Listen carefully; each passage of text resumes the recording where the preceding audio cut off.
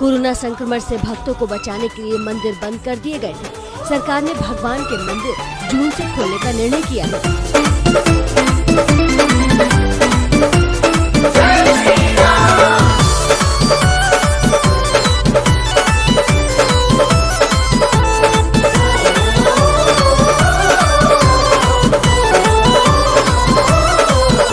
अवध में दर्शन पाना है, राम मंदिर बनवाना है। अवध में दर्शन पाना है, राम मंदिर बनवाना है।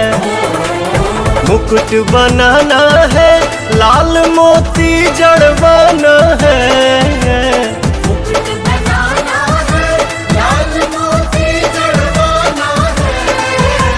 मुकुट बनाना है, लाल मोती जड़वाना है। अवध में नाच के गाना है, राम मंदिर बनवाना है।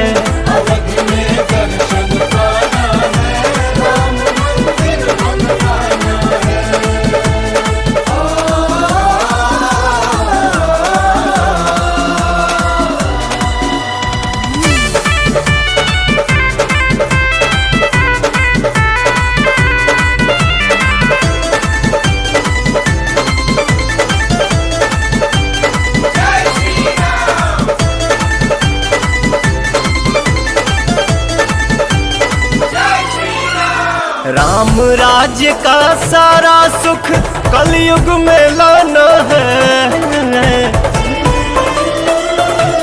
हाँ, राम राज्य का सारा सुख कलयुग में लाना है। हिंद के कोना कोना में भगवा लहराना है। अवध में कीर्तन गाना है, राम मंदिर बनवाना है।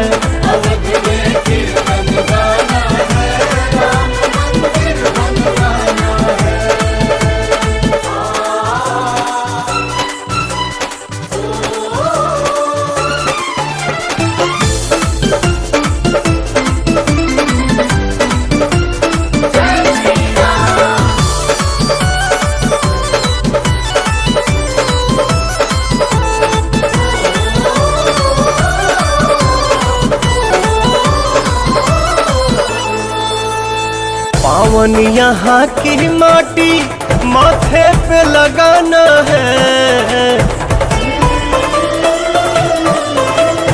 पावन यहाँ की माटी माथे पे लगाना है। सोए सारे जन्म जन्म के भाग्य जगाना है।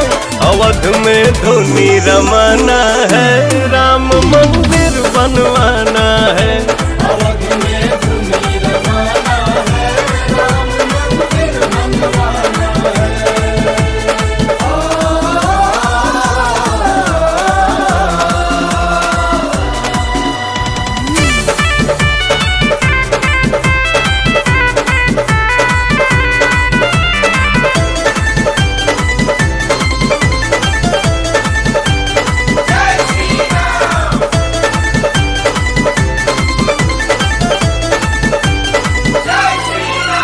राम लखन संग सिया दुलारी देख जुड़ाना है। राम लखन संग सिया दुलारी देख जुड़ाना है। बैठ के हनुमत जैसे चरण में चंवर डुलाना है। अवध में अलख जगाना है, राम मंदिर बनवाना है।